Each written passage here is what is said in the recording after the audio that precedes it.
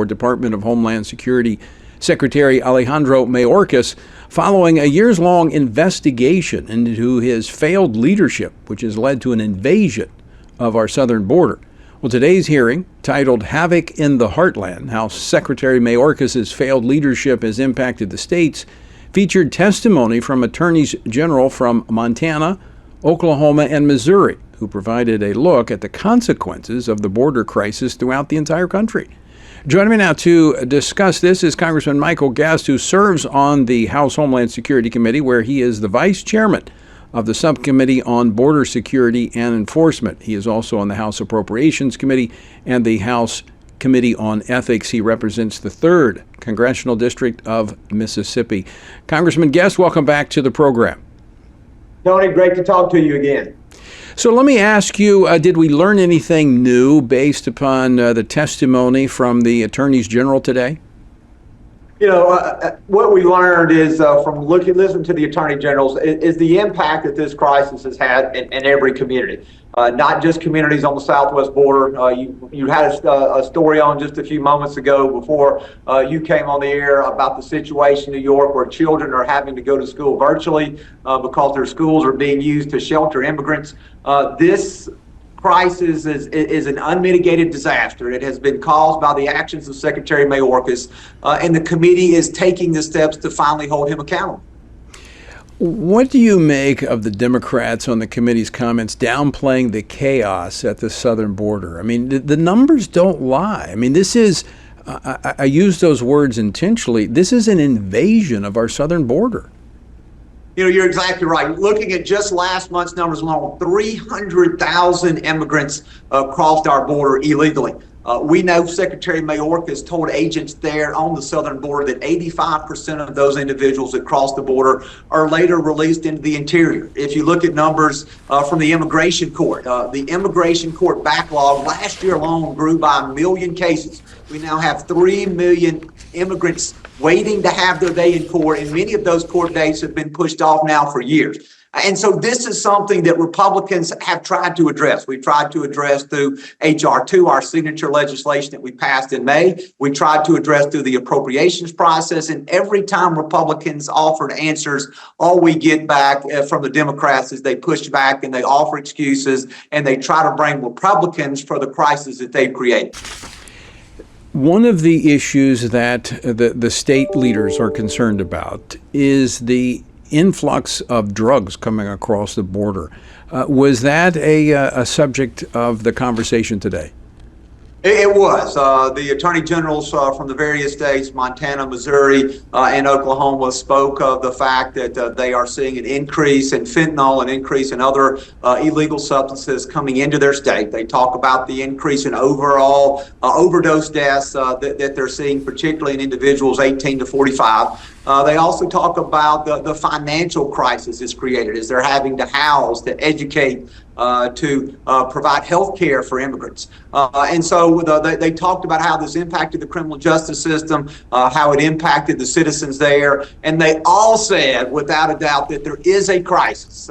They have rebutted something that Secretary Mayorkas has continued to say time and time again to Congress, is that Secretary Mayorkas maintains the border is secure and that there is not a crisis.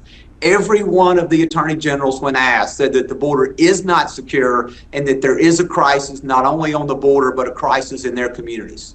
So, Congressman Guest, I want to ask you this question. I mean, we're in a very politically polarized environment, and oftentimes people don't look at the facts. You know, they're just saying, well, the Republicans do this, the Democrats do that. It's just tit for tat. It's back and forth.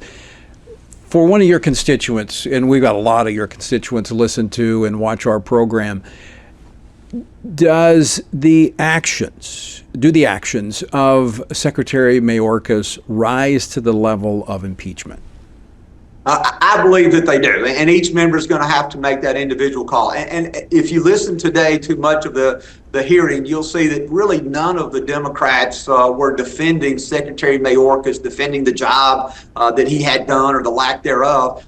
They were instead attacking the process. But I believe, from looking at some of the constitutional law and being able to read some of the materials provided, that there are clear violations, and that we, as the Committee on Homeland Security, we have the ability, if a majority of our members find so, to return articles of impeachment against Secretary Mayorkas. And I think most people who will look at the job that he's done will say that he must be held accountable. To allow him to continue to destroy this country with no accountability, I think is wrong. And I think the public is demanding, both Republicans and Democrats, that something be done.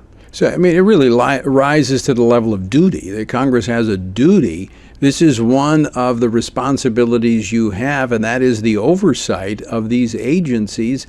And no one, as you just said, the Democrats on the committee weren't even trying to argue that he's doing his job. It's quite clear that he's not.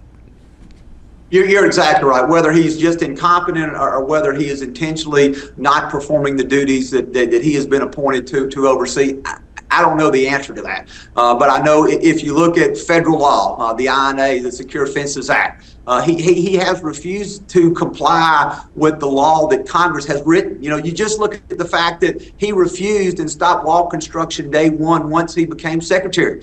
A wall that Congress had approved, a wall that Congress had authorized, a wall where wall materials were there on the border waiting to be constructed, and he unilaterally just said, "I'm not going to do what Congress has authorized and told me to do." And so clearly, I think he has overstepped his authority. I mean, that doesn't work that way. There's the law. You're supposed to operate according to the law. What are the next steps, Congressman? What can we expect to see after today's hearing? 2 more additional hearings that will be coming between now and the end of the month. One will involve the victims whose family members have been harmed or in some cases killed at the hands of illegal aliens who were in the country. And then we're going to invite Secretary Mayorkas to come before our committee and to answer tough questions and to explain to the American people why he should not be held accountable for his actions.